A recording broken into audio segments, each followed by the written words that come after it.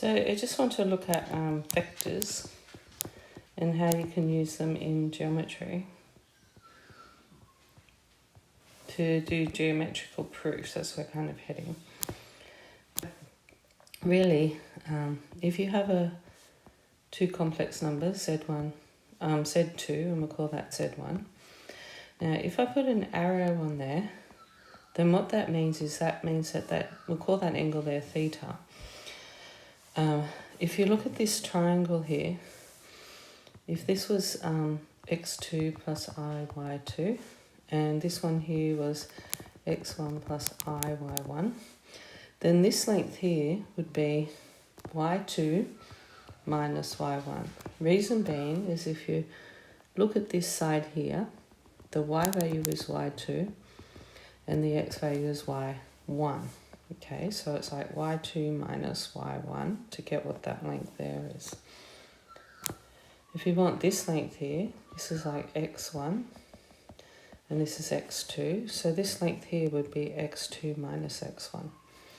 So then when you're looking at getting the modulus of this here, the modulus would be modulus of z2. It would be z2 minus z1, and it'll end up being like, because if you wanted an equivalent complex number to this one, it would have to have sides y2 minus 1 and x2 minus x1.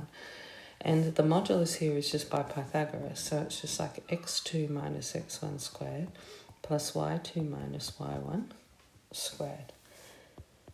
And the angle, tan theta, would be y2 minus y1 on x2 minus x1. So the actual argument would be tan the minus 1 of y2 minus y1 on x2 minus x1. That is an acute angle. And when you do y2 minus y1 on x2 minus x1, it'll form a new complex number that will have the same magnitude and the same argument as the complex number that we had up here. So that would still be length y2 minus y1 and x2 minus x1. And we notice that the angle is acute, so this is exactly where the new complex number would sit. And let's just say it was called W, then its modulus would be the modulus of z2 minus z1, and the argument would just be cis theta. Now, I just want you to have a think about what would happen if we did exactly the same thing, but we changed the direction of the arrow. Okay, so if this was z1 and this is z2, so if we change the direction of the arrow, if you think about that, the modulus would still be the same. That's y2 minus y1 and x2 minus x1. See, the modulus, the head would be z1 minus z2. See that the equivalent complex number would come from z1 minus z2. It's the head minus the tail. So it's like x2 minus x1 plus I, y2 minus y1. Okay, and if you look at that, the modulus would just be the distance formula again. So it stays the same, x2 minus x1 squared plus y2 minus y1 squared. But if you want to look at the actual angle, where does the actual angle sit? What direction? Now the angle is always to this horizontal here, so it's always to the horizontal, the one that is like parallel to the x-axis. And the direction we are going in is this one. So it's like minus an obtuse angle, isn't it? So the whole direction will change. There's actually like four different, when you've got 4 different directions you could go in. When you've got complex, like you've got a vector like this, you'd have the acute angle. So it sort of just sits like you've got the acute, you have an obtuse angle, and then you have the negative acute, and then you have the negative obtuse. Okay, so it's just like theta, pi minus theta, and minus pi minus theta. So this one here would be the negative obtuse angle, and its actual direction would change. If this was A and this was B, we would call this vector BA, and the arrow would be going like that. And the actual head minus tail would be the modulus of Z1 minus Z2, and then it would be cis of whatever that obtuse angle, which is that, and it would be a negative angle. Now you can rotate any complex number. So if you have AB and you want to rotate that, then you simply multiply it by cis alpha. If you wanted to rotate it by alpha, and that would be in an anti-clockwise direction. So that would be in that direction. Okay, if you have AB and you want to rotate it in the opposite direction, it would be times it by cis minus alpha. So it is actually exactly the same as if the complex number was attached to the origin. Okay, and if you want to enlarge it, then you need to multiply it by an additional modulus out the front, so R. And if R is in between 1 and 0, it would reduce its size. But if R was greater than 1, it would enlarge it. So if you went AB and you multiplied it by cis alpha, then basically it would be a new complex number here that you would end up with, and it would be going that way by alpha, and the new complex number would be called AB cis alpha. So say we have the complex number, I'll give you an actual number now, 2, 4i, and you want to rotate by 60 degrees, and you want to rotate it in an anti-clockwise direction, and you want to enlarge it by 3. Right, so you want to do it by a scale factor of 3. Okay, so all that you need to do is you just need to multiply that by 3 cis, multiply whatever that Z is by 3 cis 60 degrees.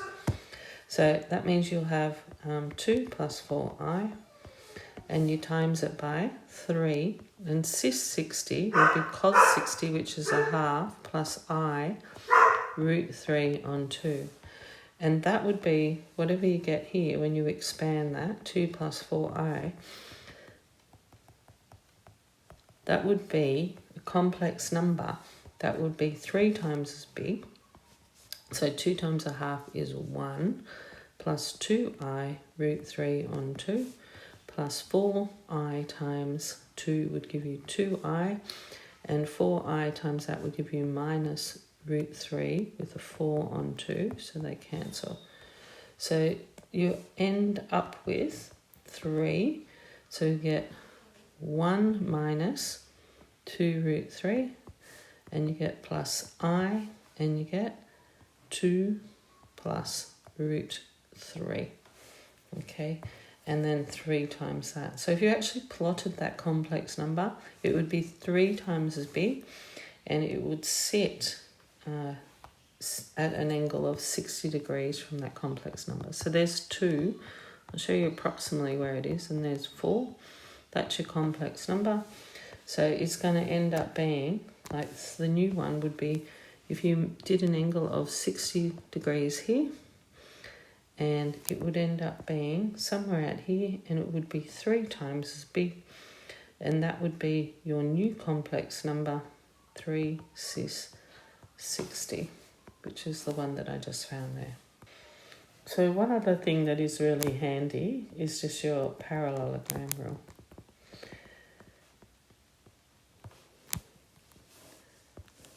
So with your parallelogram rule, basically if you have, if this is AB, and this was AC, then this point out here, which is D, will, if you wanted that point there and you wanted to form a parallelogram,